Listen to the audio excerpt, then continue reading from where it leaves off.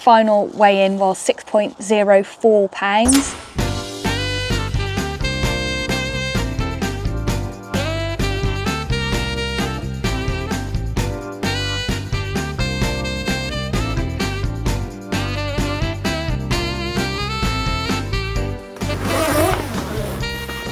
Morning!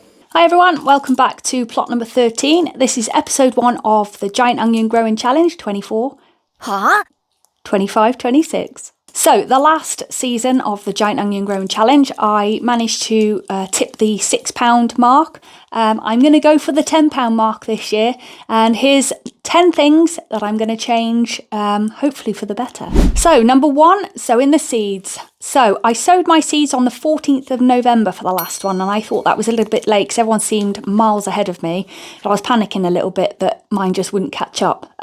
They do, but I think I'm going to give them an extra kind of month or so this year. So I'm going to sow my seeds on the 5th of October. So next weekend, that's when I'm going to sow my seeds. Number 2, compost quality. So apparently there's different types of compost. Who knew? So I just used old potato compost for my seeds to get them started. And then I just used something called Jack's Magic. And then I used the cheapest one I could find for the final potting on. So this year, what I'm going to do is try some champion mixes. So I'm going to start off with Levington F2S for the seeds as they're germinating, and then I'm going to go through and I'll show you which ones I use throughout the season, but they're going to be better quality, and hopefully that will make a difference. Number 3 on my change list is heat. So last year I had an old propagator and I just let the pot sit on that. Didn't know what temperature they were, had no idea, no thermometer or anything like that. So this year I've done a little upgrade. I have bought a seed mat and it's got a thermostat on it as well. So I'm going to be aiming for soil temperatures around 16 degrees in spring, and then as it gets into the summer I'm going to aim to keep them below 20 degrees, 25 degrees, and we'll see if that makes a difference as well. Number 4 is going to be airflow. So I didn't realise that seeds needed air to kind of grow good roots and stuff, but apparently the little wiggling motion helps them to grow good roots. I did have a fan last year, but it was way after germination, and then I upgraded to a little fan. So I'm going to start with the fan straight away this year, from germination onwards all the way to the end, and hopefully that'll make a difference as well. Number 5 is going to be lighting. So I'm going to use the same lighting I did last year because it's expensive to upgrade, but I'm going to put it on a timer. So last year I totally forgot to turn it on some days, totally forgot to turn it off as well. So the kind of light quantity was totally erratic. So this year I've got myself a timer.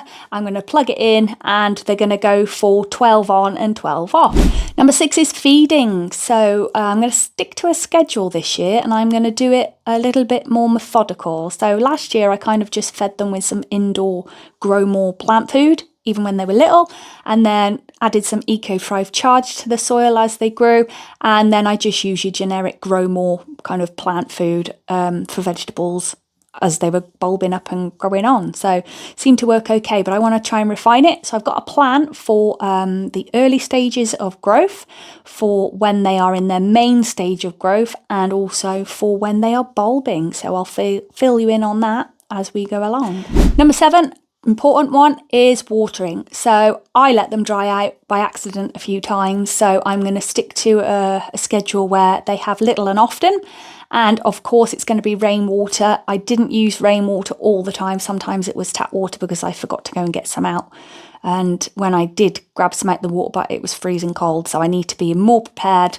And I'm going to aim to water them completely with rainwater this year and keep the water temperature at around 12 degrees. And number 8, repotting. So last year I didn't have any idea when to pot them on, what to do.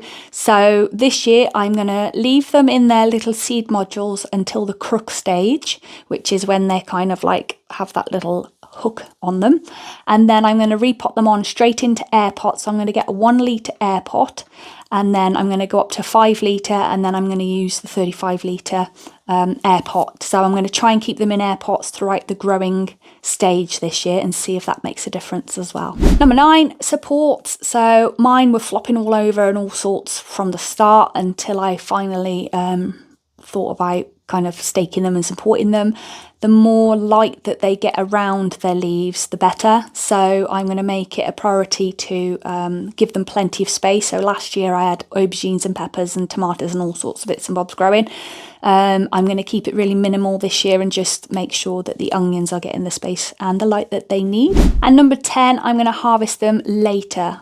Fingers crossed. I'm going to track their growth and their circumference as we go, and hopefully it'll flatline a little bit later. Fingers crossed.